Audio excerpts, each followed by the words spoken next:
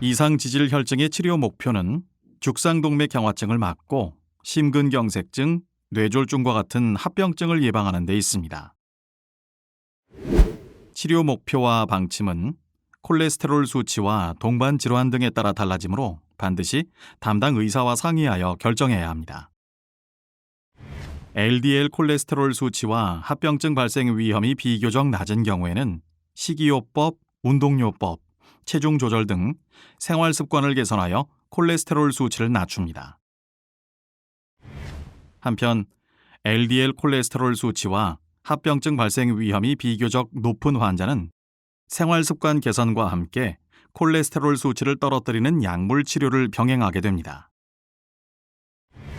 콜레스테롤 수치를 낮출 수 있는 약물 치료에 대해 알아볼까요? 약물 치료에서 일반적으로 가장 중요한 교정 대상은 LDL 콜레스테롤입니다. LDL 콜레스테롤이 목표한 수치로 조절이 되었다면 중성지방과 총 콜레스테롤, HDL 콜레스테롤 수치도 함께 조절하게 됩니다. 이상지질혈증 약물은 크게 6가지 종류로 나눌 수 있는데요.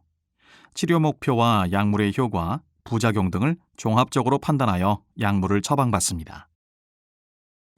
이상지질혈증의 1차 치료 약물은 스타틴입니다. 이상지질혈증의 주된 치료 약제로 LDL 콜레스테롤을 낮추는 역할을 합니다. 특히 심혈관 질환 환자가 복용하면 재발을 예방하는 효과가 있습니다. 스타틴 복용 시 부작용으로 소화장애, 속쓰림, 복통이 있을 수 있으며 드물게 근육통이 발생하거나 간 수치가 상승할 수도 있습니다. 에제티미브는 장에서 콜레스테롤 흡수를 억제하여 LDL 콜레스테롤을 감소시킵니다. 복용 시 복통, 설사 등의 위장장애와 피로감이 있을 수 있습니다. 세 번째 약물 피브린산 유도체는 중성지방이 높은 경우 가장 널리 사용되는 약제입니다. 그러나 심한 뇌전증이나 담낭질환이 있는 경우 혹은 해당 약물에 과민 반응이 있는 경우에는 사용할 수 없습니다. PCSK9 억제제는 콜레스테롤 합성과 소장에서의 콜레스테롤 재흡수를 억제하고 더 많은 LDL 콜레스테롤이 제거되도록 합니다.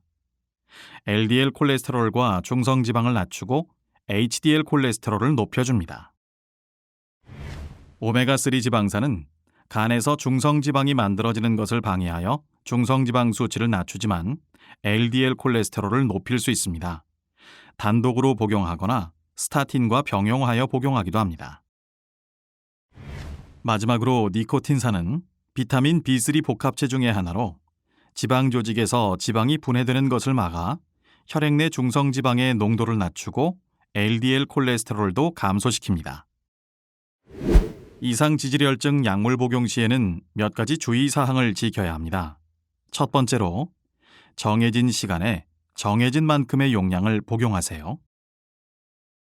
두 번째, 약물의 효과는 바로 나타나지 않으므로 4주에서 12주 동안 꾸준히 복용 후 혈액 검사를 다시 시행하여 효과가 있는지 확인해야 합니다. 간 기능 저하 등의 부작용의 발생 여부도 혈액 검사로 함께 확인할 수 있습니다. 세 번째로, 콜레스테롤 수치가 잘 조절된다고 해서 임의로 약을 중단하면 안 됩니다. 만약 끊게 되면 콜레스테롤 수치가 약 먹기 전 상태로 서서히 다시 올라가게 됩니다.